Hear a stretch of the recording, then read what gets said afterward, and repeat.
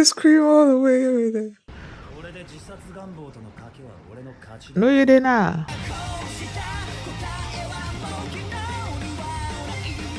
Hi everyone, I'm going to react to Bungo Stray Dogs Season 3 Episode 2, God of Fire. Last episode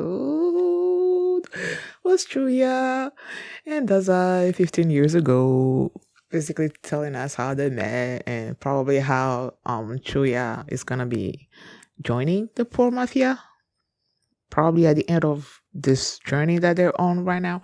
So Chuya is part of this ship. He's the king of the ship.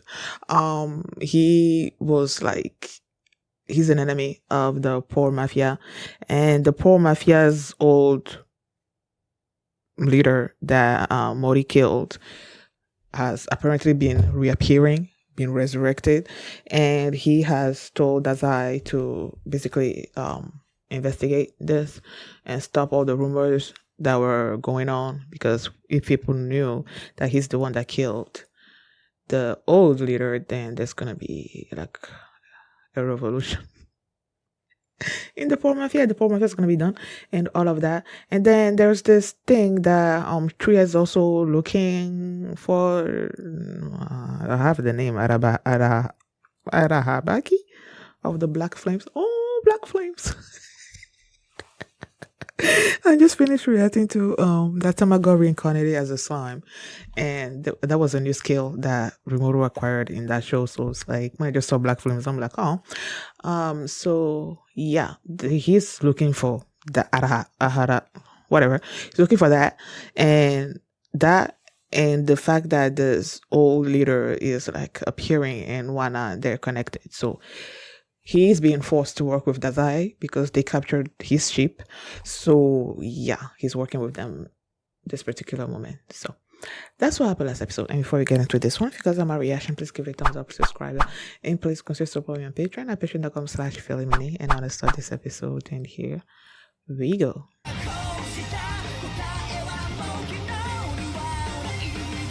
You know Japanese. I know Japanese.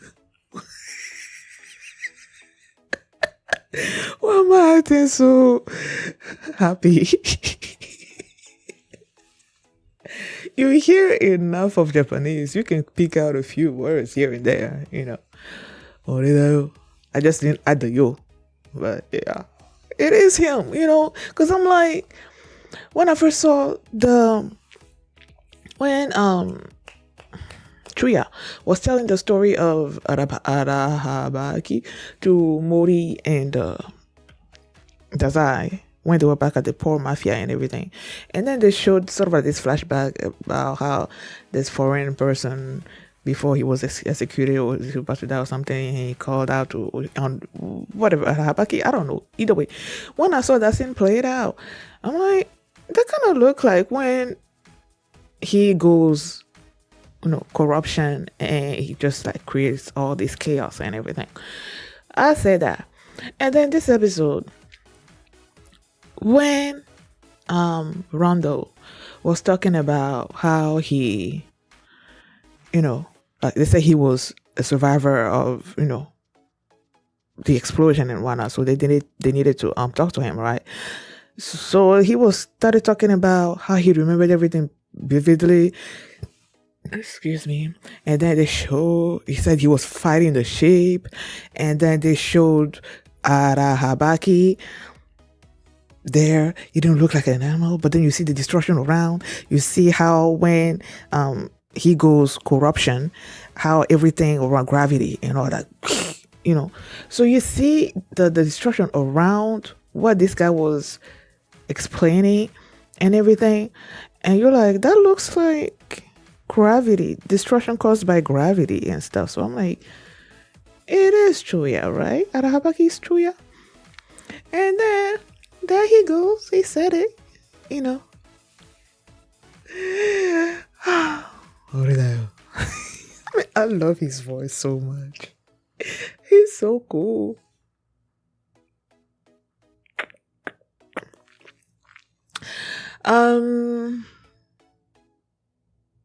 Okay.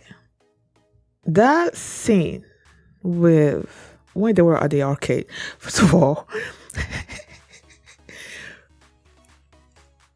after they talked to Rondo, um, Daza is like, okay, I figured out who he was or whatever, or something or other like that. Is that what he said? I don't know. But then they started, they were writing stuff on screen about what was happening between Daza and Chuya, and I'm thinking, okay, are they fighting? The way they were describing it, it's like they were fighting each other, trying to whatever.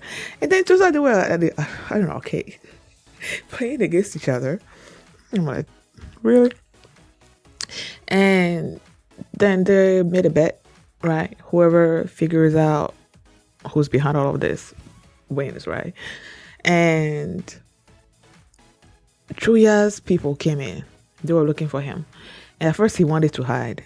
You know that Daza was not gonna let that happen. And he basically called him, and then the others came and they started talking to him about how they needed to go and rescue their people, like launch a counterattack against the poor mafia. And they said that they were captured when they were somewhere past the river or something or other like that. And Tria was upset. It's like, why did you go there? Did you go there to steal alcohol or something? I told you not to go there or something or other like that. But then it felt like this guy was not remorseful about what they did. And then he was telling Chuya, it seemed like it was because Chuya was the strongest out of, like, has this ability that was the strongest. I don't know if the others do, but at least he does have this ability that's the strongest, and that's why they made him the leader. And it seems like because he's so strong, they feel like they can do whatever they want. Even though Chuya said not to do this thing, they're like, we're going to do it anyway because we have a strong leader. So if anybody dares to attack us, Chuya's going to do his thing. So I feel like they rely on his strength and they don't care about what kind of whatever mistake that they made. They don't care.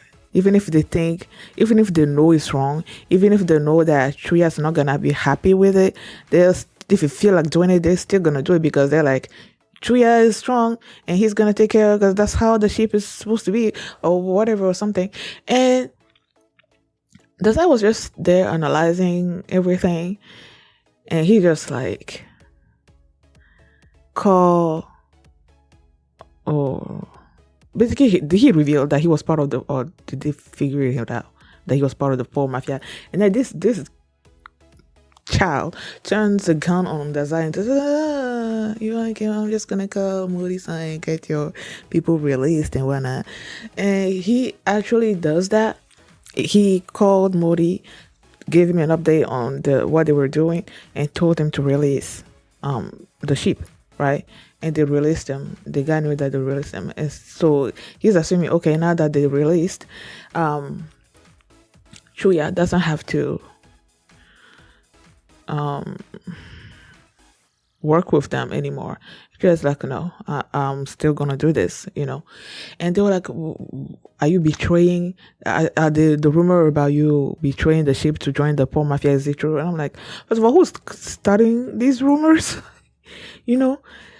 Someone started the rumor about the leader being part of the poor mafia. Okay, no, what am I talking about the leader being back alive? Someone is starting the rumor about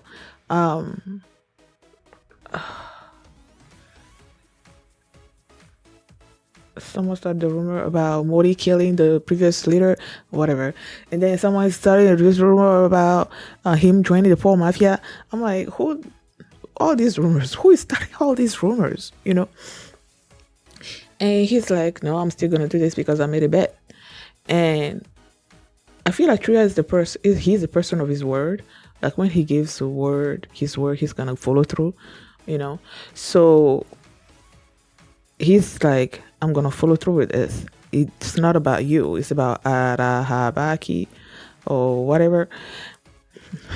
Arahabaki being him. That's probably why he's so interested in figuring out why they're looking for him. But either way, and he was walking away, and this guy had to be like, you didn't have any family until you joined the sheep or something or other like that, making it seem like, okay, the sheep existed before um Truya joined in, right? If the ship existed before he joined in, and because he's the strongest among you, you made him a leader. Why do you think you can talk to him that way? Why are you telling him that he's gonna be nothing without you guys? When it's the other way around, you guys are nothing without him. I feel like him joining them is what gave them the weight, the legitimacy of them being this sort of like organization, and whatnot. It's Truya joining them that gave them that legitimacy. And now you're saying you were nothing without us or something or other like that. I'm like, boy, go sit down somewhere. I'm like, he got on my nerve. But Truya didn't even look back at him, and then he walked away with the Zai. And then okay, they go from there, and then they showed Dazai at this sort of like look like an abandoned warehouse or something or other like that. When I first saw that shot, I was reminded of Asushi. That first episode of Asushi, when they wanted to reveal who the tiger was, and then Dazai told Asushi that he was going to be used as bait, and then they were there at this particular warehouse and waiting for whatever, for the moonlight. And when I saw where they were, my mind immediately went there. I'm just not sure if it's the same place, but that's where my mind went. And they had all this food and whatever spread out. I'm like, why? He said about to celebrate his freedom or something or other like that. What was him walking away from those two at the arcade? Is that him being free of the ship? Is that what does it like we're gonna celebrate his freedom? I don't know. But in the meantime, Rando was like, okay, so do you actually know who's behind all this? And he's like, yes, I do. And he's like, okay, who is it? And it's like, you. And like, why do you think so or whatever? And it's because you said something. And when he's like, you made a mistake. And I'm like, the sea? That's what I was thinking. And then he said the sea. I just didn't actually know why the sea would be the thing that, that would make him realize that Rondo was the one behind all of this. I didn't know why. And then when they started explaining everything, and he's like, okay, so you are describing this Ara Habaki with such vivid, memory. Like, like the way you were talking about it, it must be true. You must have seen it and everything. But then you're like, you saw the sea in the background when Ara Habaki or whatever was actually in the center of the city, and there was this giant crater, so there was no way that you should have been able to see from your vantage point, and the only way that you saw the sea was if you were there before Surabachi city got like the first transformation, like the first time Truya went corruption and whatnot and created that giant crater. It was only if you were there before that happened that you could have seen the sea, So he knew that he was the one behind it. And then you hear Truya's, he screamed from all the way out there somewhere, kept getting louder, louder, louder until he busted through and just like hit Rondo. And he was like, you're the one. And Dazai just showed up behind him. He's like, I already told him first, but I already won. I was in the middle of explaining why, I thought it was him and everything. And but he's like, but I'm gonna let you tell us why you think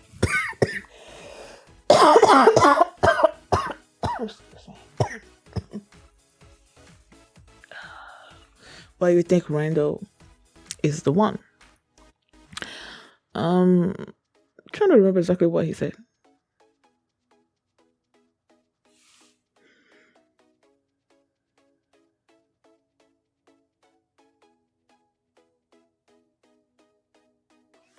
It has something to do with him believing that gods do exist, but I'm forgetting exactly what he said. And then he asked him, so like, why are you exactly so like interested in this Arahabaki? It's just the way he Tria himself was describing Arahabaki, and I'm like, that's basically what happens when he goes corruption. He doesn't really know what's going on around him. He's just unleashing massive destruction and whatnot. And though he was describing, I'm like, that's corruption right there. And then Rondo was like, because of the destruction, that's what I want, the chaos and everything. And so you know who it is, right? Tell me who it is. Tell me what Arabaki is or whatever. And he just walked, stood right in front of him and told him that it was him. I'm like, oh. And then Rondo's like, I had a feeling that it was you. And then that's where the episode ended. At least I'm super happy. Should I be super happy? I don't know. But Daza did not know that. For some reason, I thought he already figured it out that it was Chuya that was Arahabaki, but he didn't, because his reaction was like, huh? He didn't know. So yeah, I'm so excited for next episode, because I feel like Chuya is gonna go corruption in that episode, and that's probably gonna be the first time that Dazai is gonna use his ability on him to stop him. So I'm super excited about that. Thank you guys for watching, and if you like this reaction, please give it a thumbs up, subscribe, and if you want to see my reaction to the next episode, you can do so by checking out my Patreon at patreon.com/feelingmini, and you can also see the full time for this reaction there as well. So thanks for watching, and I will see you next time. Bye.